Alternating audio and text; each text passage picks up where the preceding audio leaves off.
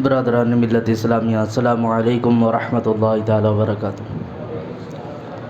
الحمدللہ الحنان المنان الذي خلق الانسان وعلمه البیان، والصلاة والسلام علی رسولہ سید الانس والجان وعلی آلہ واصحابہ ذوی الخیر والاحسان، اما بعد فاعوذ باللہ من الشیطان الرجیم، بسم اللہ الرحمن الرحیم، ان اللہ کان علیکم رقیبا، صدق اللہ العظیم۔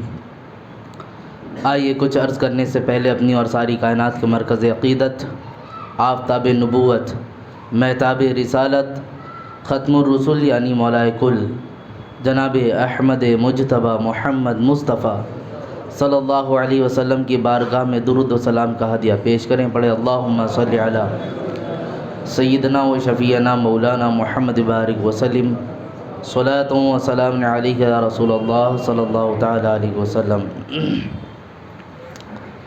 رب تعالیٰ قرآن مجید میں ارشاد فرماتا ہے، ان اللہ کان علیکم رقیبا، کہ بے شک اللہ رب العزت تمہارا نگہبان ہے۔ اللہ رب العزت کی ایک صفت بصیر، جس میں قرآن مجید میں کثرت سے اس صفت کے ساتھ ذکر ہوا، ان اللہ سمیع بصیر، بے شک اللہ رب العزت سننے اور دیکھنے والا ہے۔ اللہ رب العزت دیکھنے والا ہے، ایک ہوتا ہے دیکھنا، ایک ہوتی ہے نگہبانی کرنا۔ ایک جگہ اللہ نے فرمایا کہ وہ دیکھنے والا ہے، تو بس دیکھنے ہی کی صفت پر وہ منحصر نہیں ہے، بلکہ ساتھ ہی ساتھ یہ بھی ہے کہ بندوں کی نگہبانی فرما رہا ہے، یعنی ہمہ وقت وہ بندوں کو دیکھ رہا ہے۔ اللہ رب العزت ایک لمحے کے لیے، ایک آن کے لیے بھی ایسا نہیں ہے کہ بندہ اپنے رب کی نگاہوں سے اوجھل ہو جائے۔ یہی وجہ ہے کہ بہت سارے بزرگوں کی زندگی میں واقعات ایسے ملتے ہیں۔ ایک شخص جس کا نام عبد الرحمن تھا، اس کے 3 بیٹے تھے، ایک کا نام عبداللہ، ایک کا نام یوسف اور ایک کا نام سلیم۔ یہ 3 بیٹے تھے۔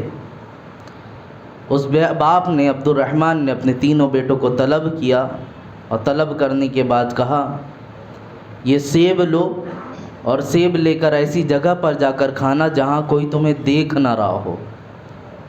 سیب ایسی جگہ جا کر تناول کرو، کھا کر رہو جہاں کوئی نہ دیکھے۔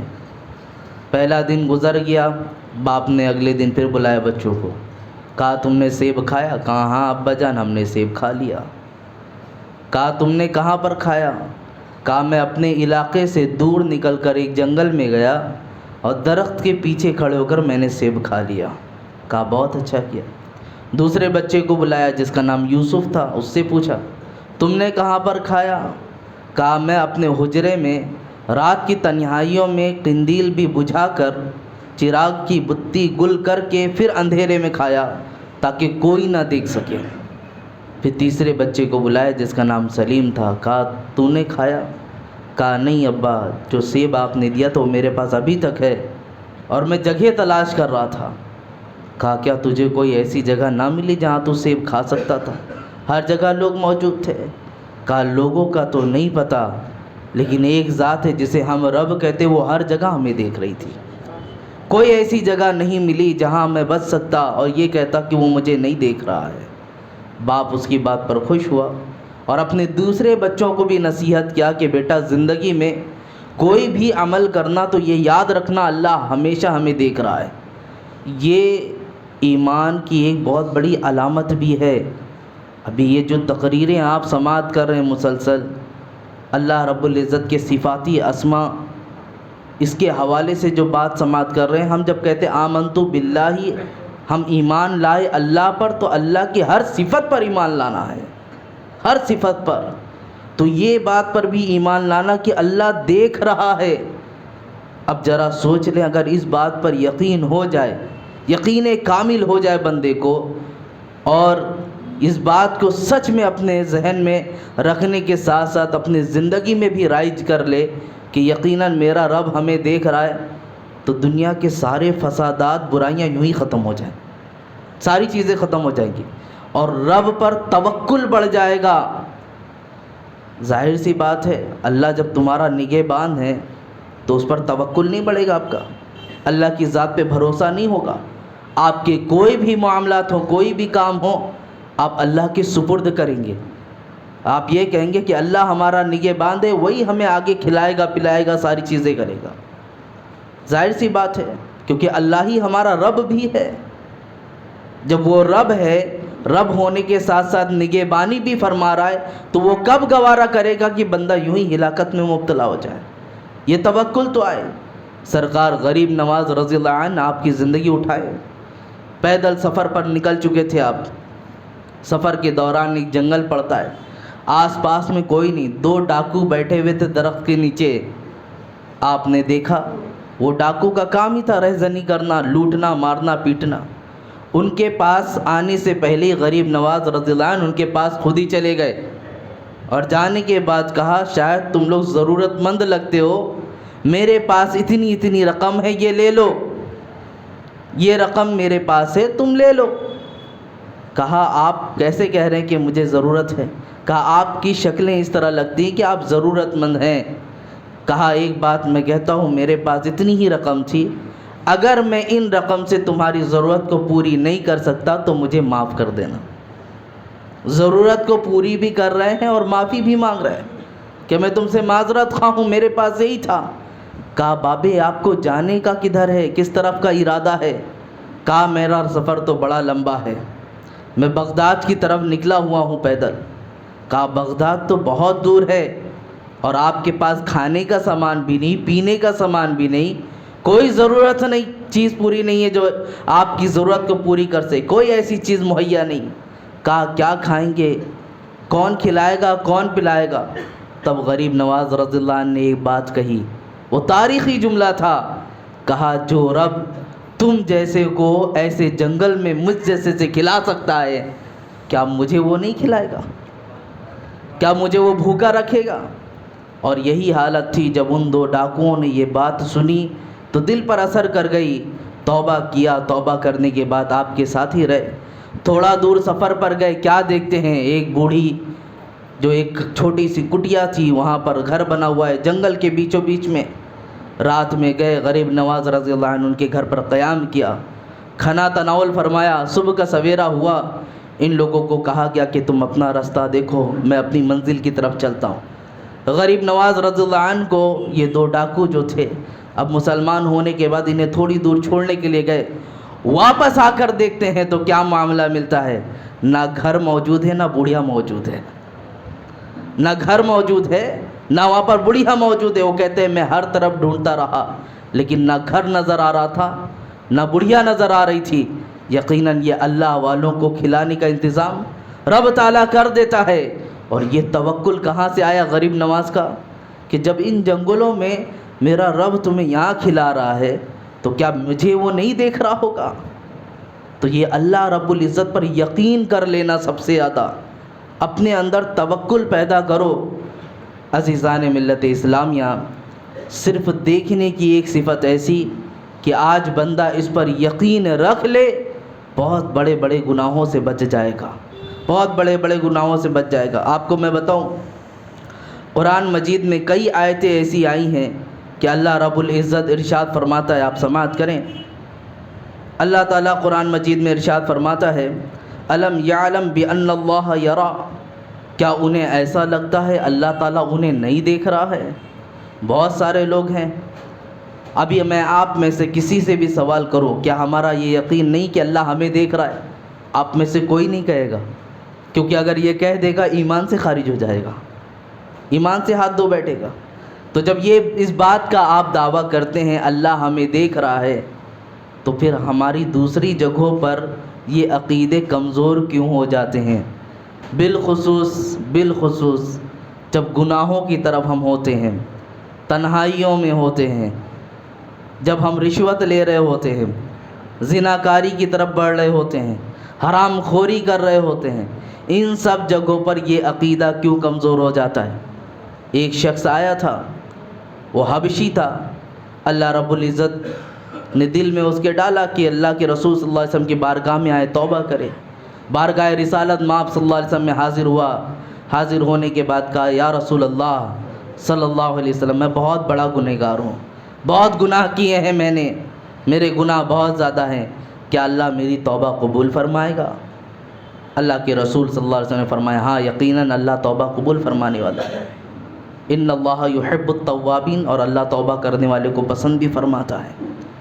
تو اس نے یہ بات سنی، جانے ہی لگ رہا تھا، واپس لوٹ کر آیا، کہا میں جو گناہ کر رہا تھا کیا اللہ ہر ایک گناہ کو دیکھ رہا تھا، اس سے باخبر تھا؟ تب آقا نے فرمایا ہاں تیرے ہر گناہ سے اللہ باخبر ہے، تجھے ہر گناہ کرتے وقت وہ دیکھ رہا تھا۔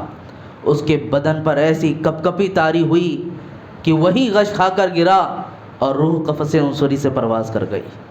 یہ ایک خوف اور ڈر آ گیا کہ اللہ رب العزت ہمیں دیکھ رہا تھا۔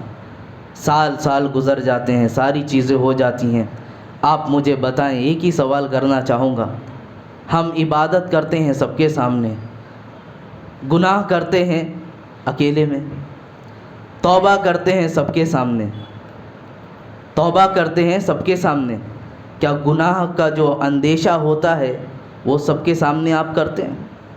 کیوں نہیں کرتے؟ عبادت کرتے وقت سب کے سامنے آپ برجستہ کیوں کھڑے ہو جاتے ہیں نماز پڑھنے کے لیے؟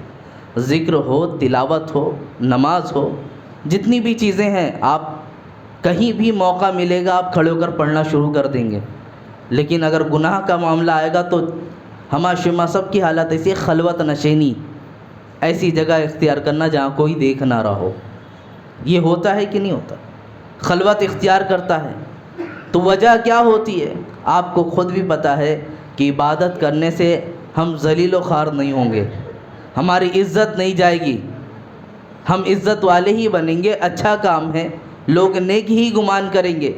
لیکن اگر گناہ کرتے دیکھا گیا، آپ اپنے گھر والوں کے سامنے بیٹھ کر نہیں کریں گے، آپ کمروں میں، چادروں کے اندر، ہر جگہ ایسی جگہ تلاش کرتے ہیں کہ آس پاس کا انسان بھی کوئی لیٹا ہو تو اسے بھی خبر نہ ہو کہ اس طرح گناہ کیے جا رہے ہیں۔ نہیں ہوتا یہ ساری چیزیں، سارے لوگ ہیں اس طرح جو کرتے ہیں معاملات۔ عزیزان ملت اسلامیہ، جب رب تعالیٰ لوگوں کے سامنے آپ کا معاملہ ایسا ہے کہ یہ کام کرنا آپ گوارا نہیں کرتے اور جانتے ہیں کہ ایسا کام اگر ہم نے کیا تو ہم کیا منہ دکھائیں گے، کیا عزت رہ جائے گی، تو جو رب آپ کو ان تنہائیوں میں بھی دیکھ رہا ہے وہ بھی سوچ لیں کہ وہاں بھی تو حاضر ہونا ہے، ادھر بھی تو چہرہ لے کر جانا ہے، کون سا چہرہ لے کر ہم جانے والے ہیں؟ عزیزان ملت اسلامیہ، بزرگوں کا حال تو ایسا تھا کہ خالی بس ان کو احساس دلا دیا جاتا کہ اللہ تمہیں دیکھ رہا ہے، وہ بے ہوش ہو کر گر پڑتے تھے۔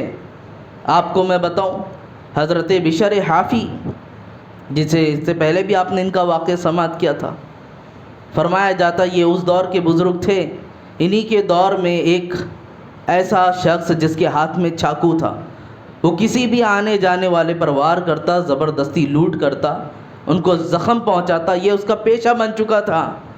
حضرت بشر حافی رضی اللہ عنہ وہاں سے گزرے تو آپ نے دیکھا کہ ایک خاتون اس کے شکنجے میں ہے اور اس کو یہ زخم پہنچانے والا ہے، مارنے والا ہے۔ اتنا دیکھنا تھا، آپ اس کے پاس گئے، اتنے قریب ہو گئے، کہا جاتا ہے کہ آپ کا کاندھا اس کے کاندھے سے رگڑ کھانے لگا، اتنے قریب ہوئے اور کان میں اس کے ایک ہی بات کہا، اور جیسے ہی جملہ بولا یہ آدمی دھڑام سے نیچے گر گیا، خاتون صحیح سلامت اپنے گھر کی طرف لوٹ گئی۔ جو دیگر لوگ کھڑے تھے وہ پاس میں آئے، کہا کیا معاملہ ہو گیا؟ انہوں نے نہ تم پر ہاتھ اٹھایا، نہ تمہیں مارا، نہ کوئی لڑائی جھگڑے کی مکالمے والی بات ہوئی، آخر کیا ایسا ہوا کہ تم زمین پر گر گئے اور تم پر ابھی تک کپ کپی طاری ہے؟ کہا وہ بشر نامی جو بزرگ تھے وہ میرے پاس آئے، انہوں نے کان میں میرے ایک جملہ کہا کہ جو کام تم کر رہے ہو اللہ تمہیں دیکھ رہا ہے، جو کام تم کر رہے ہو اللہ رب العزت تمہیں دیکھ رہا ہے۔ ان کی باتوں میں وہ اثر تھا کہ دل پر نقش کر گیا کہ اب تک جو بھی میں نے کیا مطلب سب اللہ نے دیکھا ہے، ہر ایک کا جواب دینا ہوگا، ہر ایک کا بدلہ ملے گا۔ اسی بات کو سوچ کر مجھ پر کپ کپی طاری ہوئی اور میں غش کھا کر نیچے گر پڑا۔ آج آپ بھی ہیں، ہم بھی ہیں، ہمارا بھی یہ ایمان ہے، عقیدہ ہے کہ اللہ ہمیں دیکھ رہا ہے، لیکن ہمارا ایمان عقیدہ کس قدر کا ہے؟ عزیزان ملت اسلامیہ، کیا ہم باہر نکلنے کے بعد آج ہماری نگاہیں نہیں بھٹک رہی ہیں؟ بہت سارے لوگ قرآن کہ ایک آیت سورہ حدید کی غالباً ہے، اس کا ترجمہ میں آپ کے سامنے بتاتا ہوں۔ رمضان میں اس کی تفسیر بھی ہوئی تھی۔ اس میں آیت میں یہ بتایا گیا کچھ لوگ ایسے ہیں کہ جو اپنی نگاہوں کو چھپ چھپا کر عورتوں کو دیکھتے ہیں، اور جب کوئی انہیں دیکھنے لگے تو اپنی نگاہوں کو نیچے کر لیتے ہیں، یہ سوچ کر کہ میں تو اس عورت کی طرف نہیں دیکھ رہا تھا۔ یہ آج ہے معاملات کی نہیں؟ سڑکوں پر چلنا، کوئی دیکھ رہا ہو تو اپنی نگاہیں نیچے کر لینا، لیکن جب کوئی نہ دیکھ رہا ہو تو برجستہ وہ دیکھتے رہنا، ٹکٹکی باندھ کر۔ کہا گیا ایسے موقع پر بھی اللہ رب العزت اسے دیکھ رہا ہے۔ جب تم دنیا سے اپنی نگاہوں کو چھپا رہے ہوگے، ایسے موقعوں پر بھی اللہ تعالیٰ اسے دیکھ رہا ہے۔ عزیزان ملت اسلامیہ، اپنی نگاہوں کی حفاظت کرنا سب سے زیادہ ضروری ہے، کیونکہ تمہارے اوپر ایک ذات ہے جو نگہبانی کر رہا ہے، وہ اللہ رب العزت کی ذات ہے۔ آج کسی کے ساتھ کوئی بھی معاملات ہو، میں نے کہا کہ اگر اسی صفت پر ہمارا کامل یقین ہو جائے کہ اللہ ہمیں دیکھ رہا ہے، گناہ سے لے کے زندگی کے معاملات جو بھی ہیں سب ہمارے اچھے ہو جائیں گے، سب سدھر جائیں گے۔ بہت ساری چیزوں پہ ضرورت نہیں عمل کرنے کی، صرف یہی یقین کر لینا۔ اسی طرح ایک بزرگ نے ایک شخص سے کہا تھا، اس نے کہا مجھے گناہ کرنے کی اجازت دیجیے۔ آپ نے کہا اس جگہ جا کر گناہ کر جہاں خدا دیکھ نہ رہا ہو، اس جگہ جا کر گناہ کر جہاں خدا دیکھ نہ رہا ہو۔ وہ گیا، ڈھونڈا، جا کر واپس آیا، کہا پوری روئے زمین دیکھ ڈالا، کوئی ایسی جگہ نہیں جہاں اللہ نہ دیکھ رہا ہو، پوری روئے زمین ایسی رہی۔ عزیزان ملت اسلامیہ، اللہ رب العزت تو دلوں کے خدشات سے بھی واقف ہے۔ میاں سامنے دکھنے والی چیز الگ ہے، ہمارے دلوں میں جو باتیں اٹھ رہی ہوتی ہیں، جو پلاننگیں چل رہی ہوتی ہیں، اللہ اس سے بھی واقف ہے۔ تو جائیے جو ظاہر چیزیں کر رہے ہیں، چھپاتے پھر رہے ہیں۔ آج اپنے فون کو صاف کر لو۔ بہت سارے نوجوان ایسے ہیں جو اپنے فون کو ایسی حالت میں رکھے ہیں، کیا موت کا یقین ہے کب آنی ہے؟ آپ کو معلوم ہے ابھی آج نہیں مرنا ہے، کل نہیں مرنا ہے۔ ناگہانی طور پر اگر کسی کی موت آ گئی، آپ مجھے بتائیں، ایسی حالت میں اگر کوئی آپ کا فون اٹھاتا ہے اور اس میں آپ سے تعلق رکھنے والی جتنی بھی چیزیں ہیں، آپ مجھے بتائیں آپ کے جانے کے بعد کیا حسن ہوگا، لوگ کیا گمان رکھیں گے آپ کے بارے میں؟ اسی لیے کسی نے کہا نیک دکھنا الگ چیز ہے، نیک بن جانا یہ الگ چیز ہے۔ نیک دکھنا الگ چیز ہے اور نیک بن جانا یہ بہت بڑی چیز ہے۔ تو نیک دکھنے کے ساتھ ساتھ جس طرح ہم اپنا ظاہر سنوارتے ہیں، اپنا باطن بھی سنوارنے کی ضرورت ہے۔ اور ایک بات یہ بھی میں آپ کے سامنے کہہ دوں، یہ جو باتیں میں آپ کے سامنے کہہ رہا ہوں، ایسا نہیں ہے کہ اللہ کی ذات پر جو یقین ہے ہمارا کہ اللہ دیکھ رہا ہے، یہ یقین ہمارے اندر ہے ہی نہیں محض بولنے کے لیے۔ ایک وقت آپ کی زندگی میں ایسا بھی آتا ہے سال بھر میں جو یہ یقین آپ کا کامل درجے کا ہوتا ہے، اور زندگی بھر میں بھی ہے جو نماز روزہ کرتے ہیں ان کے لیے بھی۔ آپ بتائیں رمضان میں آپ روزہ رکھے ہوتے ہیں، حوض کے کنارے بیٹھے ہیں، وضو کر رہے ہیں، چاہے تو آپ 2 گھونٹ پانی پی سکتے ہیں نا؟ پی سکتے ہیں کہ نہیں؟ آپ چاہیں تو 2 گھونٹ پانی پی سکتے ہیں، کیوں نہیں پی رہے ہوتے ہیں؟ ایک ہی یقین ہے، اللہ ہمیں دیکھ رہا ہے، یہی یقین ہوتا ہے نا۔ آپ چاہیں تو اس وقت اپنے آپ کو بڑی بڑی ہلاکتوں میں مبتلا کر سکتے ہیں، جو دل آئے وہ کر لیں۔ زکوٰۃ جس پہ فرض ہے، کیا کسی کو پتہ ہوتا ہے کس پہ زکوٰۃ فرض ہے؟ آپ کے پاس کتنی رقم ہے آپ کو ہی معلوم ہوگا، ہمیں کیا پتہ۔ آپ چاہو تو زکوٰۃ نہ نکالو، آپ چاہو تو زکوٰۃ نہ نکالو یہاں پر، لیکن زکوٰۃ انسان نکالتا ہے، کیوں؟ کیونکہ اللہ دیکھ رہا ہے، ہم اس سے نہیں چھپا سکتے اپنی چیزیں۔ اور یہی وہ چیز ہے کہ ابھی نماز پڑھنے والا انسان نماز پڑھ رہا تھا، بہت سارے ہو سکتا ہے مسئلوں سے واقف نہ ہوں، اس لیے میں نے کلی طور پر یہ چیز نہیں بیان کی۔ نماز پڑھ رہا تھا، نماز کے دوران ایسی غلطی ہوئی جس سے سجدے سو واجب ہو جاتا ہے۔ آپ سجدے سو نہ کرتے غلطی ہونے پر، کون دیکھ رہا تھا آپ کو؟ کیا کوئی آس پاس کا انسان آپ کو دیکھ رہا ہے؟ آپ اپنی نماز پڑھ لیتے، یوں ہی پڑھ کے چلے آتے، لیکن غلطی ہونے پر آپ نے 2 سجدے اور کیے۔ کیوں کیا؟ کیونکہ اللہ دیکھ رہا ہے۔ اب گناہ جو ہم کرتے ہیں، ساری چیزیں کرتے ہیں، اللہ نگہبان بھی ہے، لیکن بندے کی فطرت ایسی کہ گناہ کر بیٹھتا ہے۔ تو کوئی ایسی چیز ہونا چاہیے کہ ہمارا اللہ پر یقین ہونے کے ساتھ ساتھ ایسی بھی چیز مل جائے جو گناہوں سے بھی بچتے رہیں۔ کوئی ایسی ترکیب آ جائے تو قرآن مجید نے ہی فرمایا ان الصلاۃ تنہی عن الفحشاء والمنکر، بے شک نماز بے حیائیوں اور برائیوں سے روکتی ہے، لیکن یہ نماز کب روکتی ہے؟ جب اس میں خشوع و خضوع ہو جائے۔ خشوع و خضوع کیا ہے؟ یہی قابل غور چیز ہے آج کی تقریر میں۔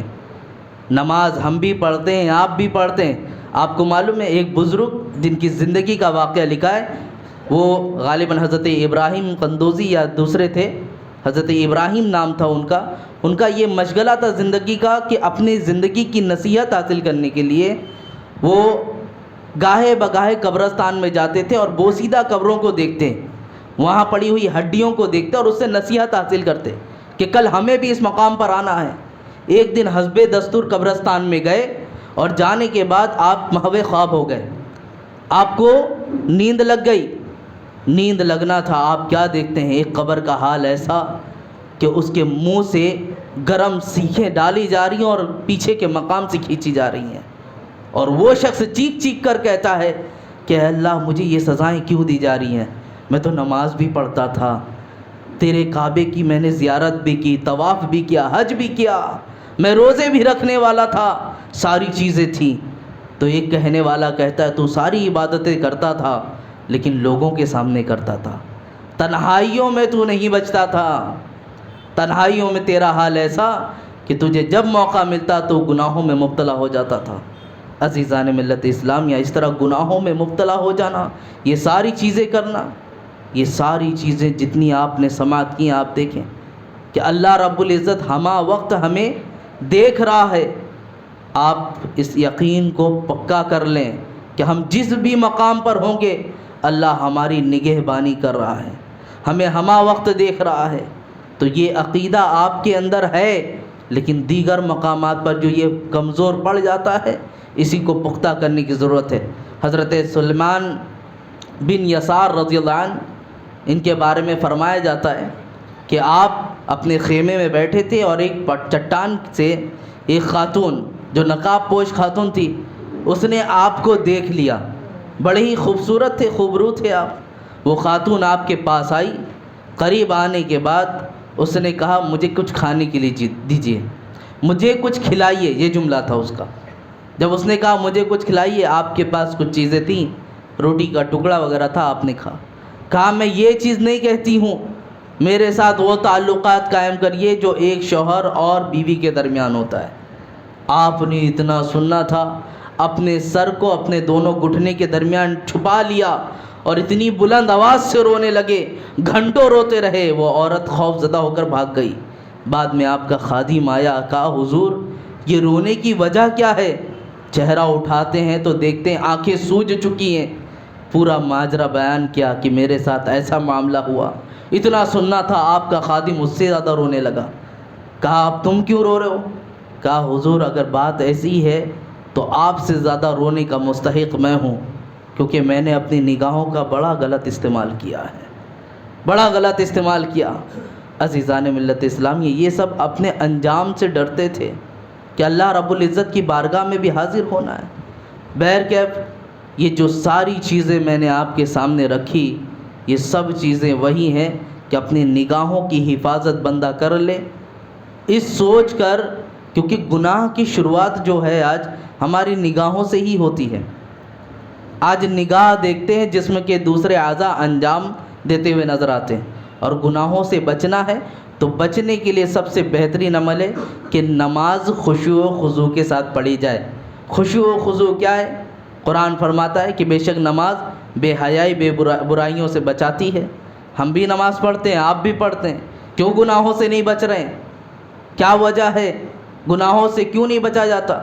کیونکہ اس میں کہیں نہ کچھ ریاکاری آ جاتی ہے، کچھ لوگوں کے ساتھ اٹھنے بیٹھنے کی وجہ سے کہ اگر نہیں گیا تو لوگ کیا بولیں گے، کچھ اپنی نفساتی خواہش کی وجہ سے۔ عزیزان ملت اسلامیہ، خشوع و خضوع کیا ہے؟ تو روایتوں میں فرمایا گیا خشوع و خضوع یہ ہے کہ جب تم نماز پڑھو تو یہ سوچ کر پڑھو کہ اللہ رب العزت تمہیں دیکھ رہا ہے۔ یہ یقین آ گیا کہ اللہ رب العزت تمہیں دیکھ رہا ہے تو یقین جانیں نماز ایسی عبادت ہے کہ آپ قرآن کا وعدہ جو ہے کہ بے حیائی برائیوں سے آپ محفوظ ہو جائیں گے، یقینی طور پر ہو جائیں گے، لیکن آپ کر کے دیکھیں۔ اور اللہ رب العزت اتنی ساری چیزیں رکھا ہے، عبادت بھی ہے، جو فرض بھی ہے اس کو کر ہم گناہوں سے بچ بھی سکتے ہیں، توبہ کریں گے اللہ معاف بھی کرے گا، درجات بلند بھی کرے گا، نگہبانی بھی فرما رہا ہے، ساری چیزیں۔ انسان کس غفلت میں ہے، کون سی غفلت کی چادر اڑائے؟ آج اگر میں بار بار یہ بات کہتا ہوں، آپ کے درمیان کوئی CCTV کیمرہ کسی دکان پر، شاپ پر لگا دے، کوئی آگے پیچھے نہ ہو آپ کے، کسی کی جرت اور مجال نہیں ہوتی کہ وہاں سے ایک چیز اٹھا لے جائے۔ وہ سوچتا ہے، ڈرتا ہے کہ یہ کام کیسے کر لوں۔ لیکن ذرا سوچو، جو اللہ تعالیٰ خود کہتا ہے کہ میں نگہبانی فرما رہا ہوں، اس کے سامنے ہم اتنی جرت دکھا رہے ہیں کہ نگہبانی ہو رہی ہوگی لیکن ہم نے اپنی خواہش کو پورا کرنا ہے، ہم نے یہ جرت دکھانی ہے۔ عزیزان ملت اسلامیہ، اس لیے نماز سب سے بہترین ذریعہ ہے اپنے آپ کو گناہوں سے بچانے کا۔ آپ وہاں خشوع لے کر آئیں، اور نماز میں جب یہ خشوع کے ساتھ نماز پڑھیں گے کہ اللہ ہمیں دیکھ رہا ہے، وہ عبادت کا لطف ایسا ہوگا کہ اس کا اثر صرف نماز میں نہیں، نماز سے جب باہر بھی جائیں گے تو آپ کا یہ عقیدہ پختہ رہے گا کہ اللہ ابھی بھی ہمیں دیکھ رہا ہے۔ جس مقام پر جائیں گے، کوئی بھی معاملہ کرتے نظر آئیں گے، یہ یقین ہو جائے گا کہ اللہ ہمیں دیکھ رہا ہے۔ یہ اپنے اندر پکا رکھیں۔ توکل جو اللہ کی ذات سے آتا ہے، یہ اسی بنیاد پر آتا ہے۔ عزیزان ملت اسلامیہ، میں نے ایک مختصر سی گفتگو میں ایک ایسی چیز آپ کو دی کہ اس پر یقین ہو جائے تو بندہ کامیاب ہو جائے گا۔ صرف اس پر یقین ہو جائے تو بندہ کامیاب ہو جائے گا۔ تو کامیابی چاہتے ہیں اگر ہم، تو اللہ کے اوپر جس طرح ہم نے یہ یقین رکھا کہ اللہ پر ہمارا یہ ایمان ہے، اللہ پر ہم ایمان لائے، تو اس کی ہر صفات پر بھی ایمان لاؤ، اس کی ہر صفات پر ایمان لاؤ۔ عزیزان ملت اسلامیہ، بہت سارے واقعات ہیں، بہت سارے حالات ہیں، آپ مسلسل سنتے ہوں گے دوسرے لوگوں سے بھی، دوسرے علماء اکرام، ائمہ اکرام آپ کے سامنے برجستہ بتاتے ہوں گے، لیکن میں اتنا ہی کہنا چاہوں گا، اثر اگر کر جائے تو یہ دو لفظ، یہ جملے ہی کافی ہیں۔ اثر کر جائے، زندگی میں انقلاب برپا کرنا ہے تو یہ دو جملے ہی کافی ہیں۔ آج نوجوان تم اکیلے میں بیٹھ کر چادروں کے اندر جو چلا رہے ہوتے ہو، آج ہماری بچیوں کا بھی حال ایسا ہی ہے۔ آج حجاب میں گھر سے باہر نکل رہی ہیں، ساری چیزیں، بہت پابندیاں ہوتی ہیں۔ میں نے بہت بار یہ چیز نوٹس کی ہے، آپ نے بھی دیکھ لینا، آپ کی گھر کی خاتون کا بھی ماحول ایسا ہوگا، الا ماشاء اللہ جسے اللہ بچائے، ورنہ تقریباً لوگوں کا حال ایسا ہے کہ گھروں میں باضابطہ وہ پردوں کے ساتھ ہوتی ہیں، باہر جانا ہے پردوں کے ساتھ ہوتی ہیں ساری چیز، لیکن وہیں گھر میں اگر شادی آ جائے اور ہال میں جانا پڑے، سب کی عزت اور آبرو کس جگہ جاتی ہے، پردے کہاں جاتے ہیں، کسی کو کوئی فکر نہیں ہوتی اس جگہ پر، سب سامنے آ جاتا ہے لوگوں کے، نہ چہروں پر پردہ کرنا ہے، نہ محرم غیر محرم کا کوئی احتیاط، کچھ بھی نہیں۔ کیا یہ ساری چیزیں ہمارے ایمان کو کمزور نہیں کرتی؟ جو پردہ ہم کر رہے تھے کس کے لیے کر رہے تھے؟ یہ ساری چیزیں مسلمانوں اسی لیے پختہ کرو یقین کو اپنے کہ اللہ ہمیں دیکھ رہا ہے، بچپن سے ہی بچوں کے دلوں میں ڈال دو کہ اللہ رب العزت تمہیں دیکھ رہا ہے۔ ایک بچہ جو چند بچوں کو کھیلتے ہوئے دیکھ رہا تھا، وہ رونے لگا، چھوٹے بچے کی بات کر رہا ہوں، نوجوانوں کی بات نہیں کرتا میں، چھوٹا سا بچہ چند بچوں کو کھیلتے دیکھ رہا ہے، وہ کھجور کی گٹھلیوں کے ساتھ کھیل رہے تھے، رونا شروع کر دیا۔ ایک بزرگ پاس میں آئے اور آنے کے بعد کہا، بیٹا کیوں روتا ہے؟ کیا تجھے بھی ان سب چیزوں کے ساتھ کھیلنا ہے؟ تو رو مت، میں بھی تجھے یہ سامان مہیا کر دوں گا۔ کہا، میں اس لیے نہیں روتا کہ یہ کھیل رہے ہیں اس سامان کے ساتھ، میں ان کے ساتھ کھیلنا چاہتا ہوں، اس وجہ سے نہیں روتا، میں اس وجہ سے روتا ہوں کہ اللہ رب العزت کی بارگاہ میں حاضر ہونا ہے، کل قیامت میں اللہ کہیں ہمیں جہنم میں نہ ڈال دے ان غفلت کی وجہ سے۔ اللہ اکبر۔ وہ بزرگ سنے، کہا، چھوٹا سا بچہ اتنی بڑی باتیں کرتا ہے، یہ چھوٹی سی عمر کا بچہ، اور دلوں میں ایسا خوف۔ کہا، اے بیٹے تیرے اندر یہ خوف آیا کہاں سے؟ کہا، میں نے اپنی ماں کو دیکھا ہے، میری ماں جب چولہا جلاتی ہے تو بڑی لکڑیوں میں آگ لگانے سے پہلے چھوٹی لکڑیوں میں آگ لگاتی ہے، تو مجھے اس بات کا اندیشہ ہے کہ کہیں ایسا نہ ہو جہنم میں پہلے بڑوں کو ڈالنے سے اللہ ہم چھوٹوں کو ڈال دے گا۔ کہیں ایسا نہ ہو جائے کہ بڑوں کو پہلے ڈالنے سے پہلے ہم لوگوں کو ڈالا جائے۔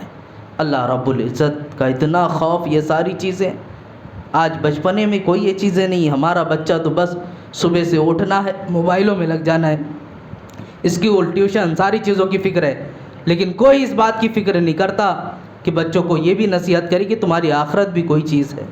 عزیزان ملت اسلامیہ، اپنے بچوں پہ یہ خوف طاری کرو۔ پرانے زمانے میں مائیں اپنے بچوں کو عبادت کے لیے شوق دلایا کرتی تھیں۔ آج چھپکلیوں سے، چوہوں سے، دوسری چیزوں سے ڈراتے ہیں ہم۔ وہ دور ایسا تھا، ان سے نہیں، اللہ سے ڈر دکھایا جاتا تھا کہ اللہ سے ڈرنا شروع کرو۔ آپ کو معلوم ہے حضرت بابا فرید گنج شکر رحمۃ اللہ تعالیٰ علیہ، گنج شکر کیوں کہتے معلوم ہے؟ شکر جانتے ہیں، گنج مانے خزانہ ہوتا ہے۔ کیوں گنج شکر کہا جاتا ہے؟ کہا جاتا ہے آپ جب بچپن میں عبادت کے لیے آپ کی ماں آپ کو کہا کرتی تھی تو کہتی تھی بیٹا عبادت کر، تجھے شکر ملے گی، مٹھائی ملے گی نیچے سے۔ تو اسی شوق سے آپ نماز مصلی کے بعد جب کھڑے ہوتے، نماز ختم کرتے تو مصلی ہٹاتے تو آپ کو مٹھائی ملتی، وہ شکر ملا کرتی تھی آپ کو۔ ایک دن آپ مصلی پر کھڑے ہو گئے اور آپ کی ماں مصلی کے نیچے وہ مٹھائی رکھنا بھول گئی۔ اب اللہ کی بارگاہ میں عرض کرتی ہے، مولا میں ہر بار تیری ذات پہ بھروسہ دلا کر مصلی پہ کھڑا کرتی تھی، آج چیز نہیں ہے، کچھ ایسے اسباب پیدا کر دے تاکہ یہ تیری ذات سے مایوس نہ ہو جائے۔ نماز مکمل کی اور اس دن کا حال ایسا، جب مصلی ہٹایا تو ایک دو مٹھائی نہیں، پورے خزانے موجود تھے مٹھائی۔ اس لیے گنج شکر آپ کا نام رکھا گیا۔ یہ بچوں کی تربیت ہوا کرتی تھی۔ آج ہمارا حال دیکھیں کیا ہے۔ میں بار بار بچوں کی تربیت پہ اس لیے کہتا ہوں، یہ ہمارا مستقبل ہے، یہ قوم کے آنے والے مجاہد ہیں، یہ ہمارے لیڈر ہیں۔ اگر یہی بگڑ گئے تو آنے والی نسلیں بہت بگڑی ہوئی رہیں گی۔ اس لیے ہمارے ساتھ جو معاملات ہیں اس کو سدھارنے کے ساتھ ساتھ بچوں کی تربیت ضرور کریں، اسکول پڑھائیں، ٹیوشن پڑھائیں، کالج بھیجیں۔ اگر ان کو باضابطہ اللہ کا خوف دلانا چاہتے ہیں تو علم دین سے بھی وابستہ رکھیں۔ اتنا ہی کہنا چاہوں گا۔ تو میری تقریر کا لب لباب یہی آج کا کہ اللہ رب العزت کی ذات پر بھروسہ رکھنے کے ساتھ ساتھ اس کی صفاتی چیزیں جتنی ہیں، اللہ رحمان ہے، رحیم ہے، قدوس ہے، جبار ہے، ستار ہے، جتنی بھی صفتیں ہیں کما حق اس پر بھی یقین ہونا چاہیے۔ کیا آپ اللہ رب العزت کی ذات پر کچھ شک رکھتے ہیں؟ یہ یقین ہے نا کہ اللہ ایک ہے، اس میں کوئی بھی شک کرتا ہے ذرہ برابر؟ جب اس میں ہمارا ذرا برابر شک نہیں ہو سکتا، ہمارا پختہ یقین ہے، تو اس کی بقیہ صفات پر بھی اسی لیول کا یقین ہونا چاہیے کہ اللہ سمیع ہے، بصیر بھی ہے۔ اللہ رب العزت ہم سب کو کہنے سننے سے زیادہ عمل کی توفیق عطا فرمائے۔ اے پاک پروردگار عالم، تو اپنا حقیقی خوف عطا فرما۔ مولا تعالیٰ جو کچھ بیان ہوا اس پر مجھے خود بھی عمل کرنے کی توفیق عطا فرما۔ مولا ظاہر و باطن یکساں رکھنے کی توفیق عطا فرما۔ اے پاک پروردگار عالم، جہاں بھی ہوں، جس حال میں بھی ہوں، مولا عبادتوں کی توفیق عطا فرما۔ اے اللہ، آج یوم الجمعہ ہے، بہت سارے لوگ موجود ہیں، اس میں تیرے وہ بندے بھی ہوں گے جن کی تو نمازیں قبول کرتا ہے، سجدے پسند کرتا ہے۔ مولا ان کے سجدوں کے صدقے میں ہم سب کی توبہ کو قبول فرما۔ اے اللہ، ہمارے سجدوں کو بھی اپنی بارگاہ میں شرف قبولیت عطا فرما۔ اے اللہ، نمازوں کا شوق و ذوق عطا فرما۔ جو کچھ کہا، جو کچھ کہنے سے رہ گیا، مولا تو علیم و خبیر ہے، سب کو اپنی بارگاہ میں شرف قبولیت عطا فرما۔ کچھ لوگوں نے دعا کی درخواست کی، مولا بیمار ہے انہیں شفائے کاملہ عاجلہ عطا فرما۔ جو بے اولاد ہیں انہیں نیک صالح اولاد عطا فرما۔ جو بے روزگار ہے انہیں رزق حلال عطا فرما۔ مولا ہم سب تیری بارگاہ میں یکجا ہو کر توبہ کرتے ہیں، اے اللہ ہماری توبہ کو اپنی بارگاہ میں قبول فرما۔ استغفر اللہ ربی من کل ذنب و اتوب الیہ، وصلی اللہ تعالی علی خیر خلقہ محمد و آلہ و صحبہ اجمعین برحمتک یا ارحم الراحمین۔